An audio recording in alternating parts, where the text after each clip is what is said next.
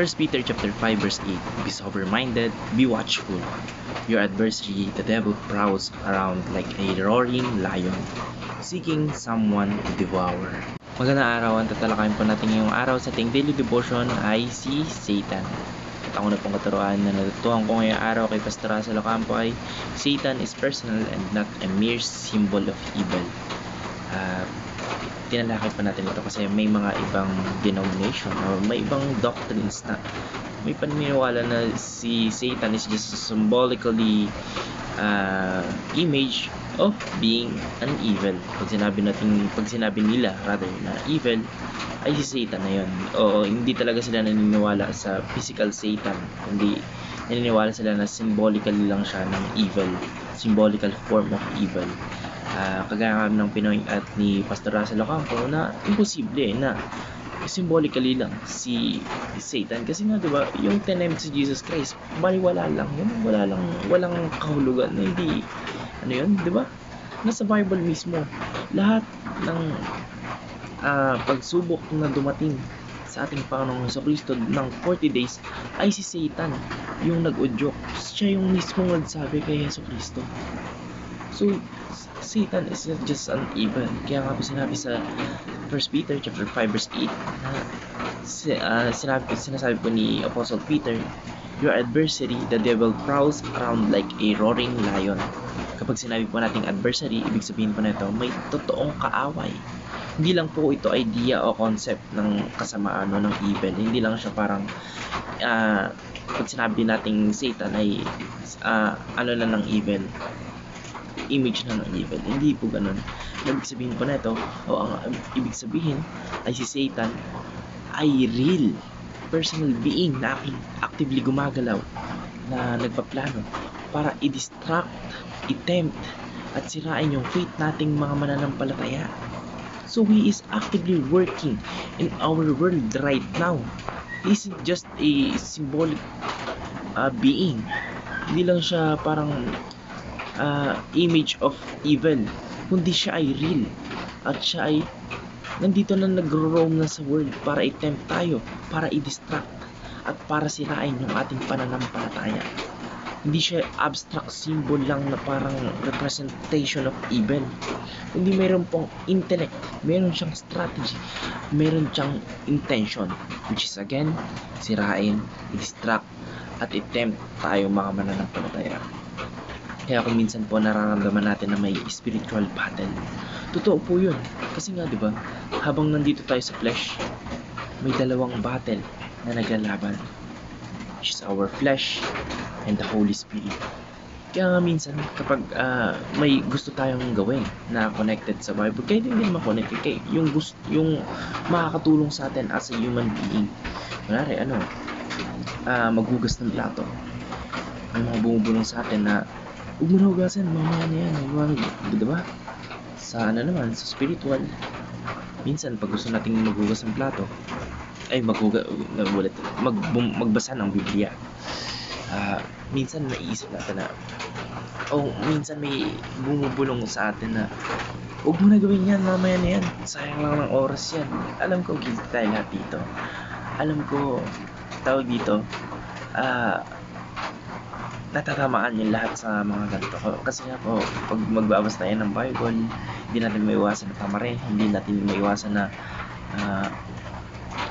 parang mawala ng gana kasi iniisip lang natin na sayang oras. Kaya yun na po yung work ng kaaway, yun na po yung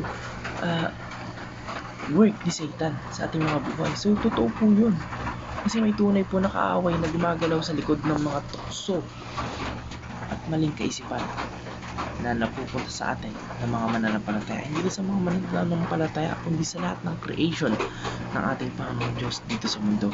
Kaya mahalaga pong maging sober-minded tayo at watchful, dahil hindi lang simpleng bad vibes yung nakaharap sa atin o nakakaharap natin, kundi ito po isang mahalaga o isang talagang nilalang na kumikilos laban sa atin.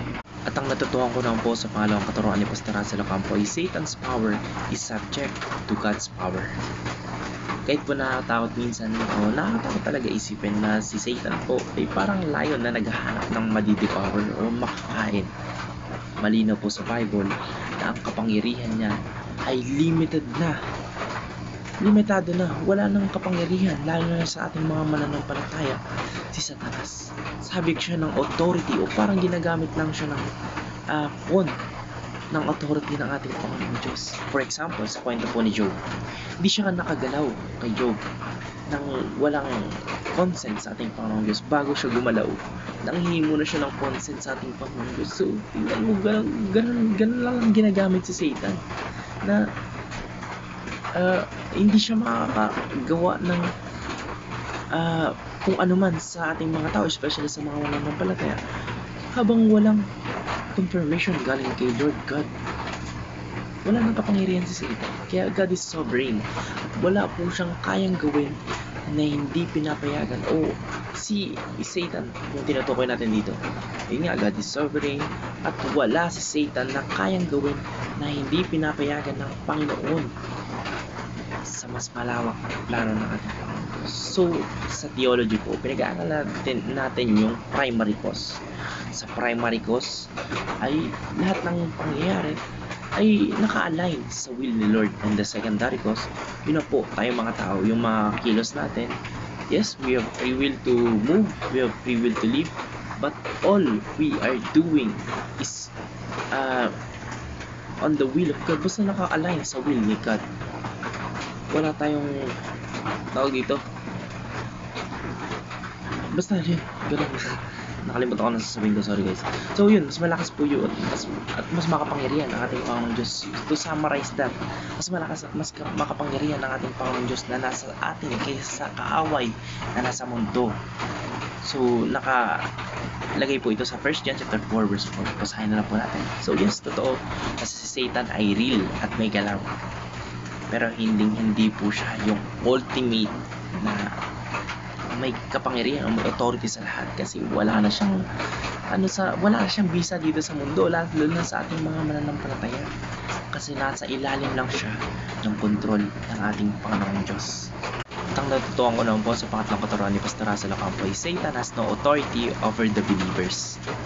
Para po sa ating mga mananampalataya, ito yung kanina ko pa ini-emphasize, na Satan has no authority over the believers. Wala siyang kayang gawin sa atin na hindi papahintulutan ng ating Panginoong Diyos. Malinaw po na binigay na sa atin yung victory ng ang ating Panginoong Kristo po ay namatay at muling nabuhay doon sa krus ng Kalbaryo. Tinalo niya na po yung kapangyarihan ng kasalanan ng kamatayan. Kasama na po doon yung kapangyarihan ni Satanas.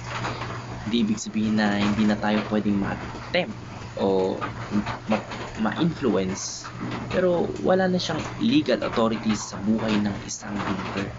Parang wala na siyang karapatan na maghari sa atin. Kaya nga sa instruction sa 1 Peter chapter 5 verse 9, kasunod po ng verse 8 ay resist him firm in your faith. Yun po yung nakasabi. So may power tayo is in Christ to say no to temptation. Kasi nga po, kagaya ng sinabi sa total depravity, na walang tao na may true free will, kasi nga po lahat tayo ay naka-chain sa sin. Pero noong nag-work na yung Holy Spirit sa atin, meron na tayong kapangyarihan, meron na tayong power in Christ to say no to temptation, to rebuke lies that Satan is saying to us, yung mga binubulong niya sa atin, at yung may kapangyarihan na tayong hindi sumuko sa strategies ni Satanas o sa kalaban. So sa madaling salita, yes, he can try to attack us, pero hindi siya may final say, hindi siya yung may final authority. Yung authority po natin ay galing sa ating Panginoong Jesucristo. At dahil po doon, hindi niya tayo pwedeng i-devour kung hindi tayo magpapatila. So yun, wala na akong may dadagdag. Maraming salamat and God bless. Amen.